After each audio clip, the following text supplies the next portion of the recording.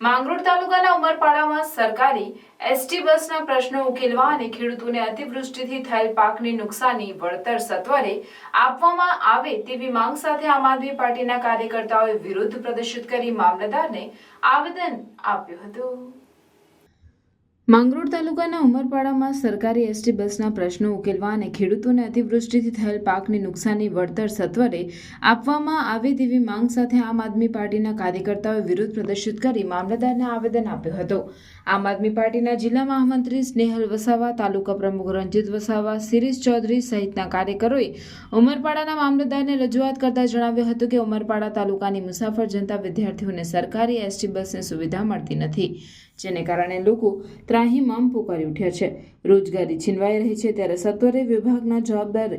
અધિકારીઓ ઉમરપાડા તાલુકામાં જૂના મહત્વના એસટી રૂટો ફરી શરૂ કરે તેવી અમારી માંગણી છે। અંકલેશ્વર, કોસંબા, કીમ, 4 રસ્તા, પાનોલી, સુરત સહિતના સેન્ટરો પર તાલુકામાંથી રોજગારી મેળવવા માટે લોકો જઈ રહ્યા છે, પરંતુ સરકારી એસટી બસની સુવિધા મળતી નથી, જેને લઈ સમગ્ર લોકો પરેશાન થઈ ગયા છે। વાંકલ ખાતે કોલેજમાં અભ્યાસ કરતા વિદ્યાર્થીઓને સરકારી એસટી બસની સુવિધાઓ મળતી નથી, જેને લઈ વિદ્યાર્થીઓનો અભ્યાસ બગડી રહ્યો છે। સાથે પાસ કઢાવવાની સુવિધા વિદ્યાર્થીઓને આપવામાં આવે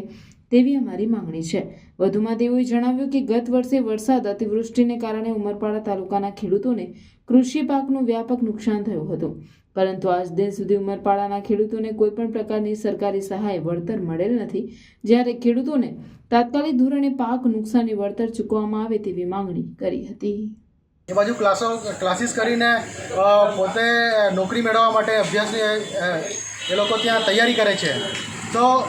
એના માટે પણ અહીંયા સ્થાનિક ઉમરપાડાથી અમદાવાદ, ગાંધીનગર કે બરોડા સુધીની કોઈ બસ નથી, તો અમે આ બસો પણ ફાળવવામાં આવે એની અમે માગણી કરીએ છીએ। અને અત્યારે તમે જોઈ શકો છો કે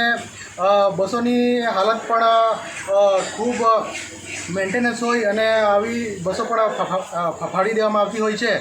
તો અમે તંત્રને એ પણ રજૂઆત કરીએ છીએ કે બસ વેલ મેન્ટેન હોવી જોઈએ। અત્યારે ચોમાસાનો સમય છે, અકસ્માતનો પણ ભય હોય છે, જેથી સારી એવી બસો સરકાર ફાળવે એવી અમે વિનંતી કરીએ છીએ। તદુપરાંત બીજો અમારો એ મુદ્દો છે, ખૂબ ગંભીર બાબત છે, તંત્રની ખૂબ આના પાછળ નિષ્કાળજી હોય એવું અમને લાગી રહ્યું છે। આ ભાજપ શાસિત ઉમરપાડા તાલુકા પંચાયત છે, એમાં તમે જોઈ શકો છો કે ગત વર્ષે જે પાક નુકસાન થયો હતો, ઉમરપાડા આમ આદમી તાલુકા પ્રમુખ, આજ રોજ જે અમે જે આવેદનપત્ર આપેલ છે, ગયા વર્ષે જે ખેડૂતોનો વળતર આજ સુધી મળેલ નથી, જો આવનારા દિવસોમાં થોડા દિવસોમાં જો આ નુકસાની ના મળવામાં આવે કે ના આપવામાં આવે લોકો સુધી સહાય, તો અમે જે તાલુકા વિકાસ અધિકારી છે, જે સર્વે કરનાર ગ્રામસેવક છે, એના પ્રત્યે એ લોકો પર અમે એક છેતરપિંડીનો ગુનો નોંધીશું એવી અમારી આશા છે કે વહેલી તકે આ નુકસાની વળતર લોકો સુધી પહોંચતી કરે।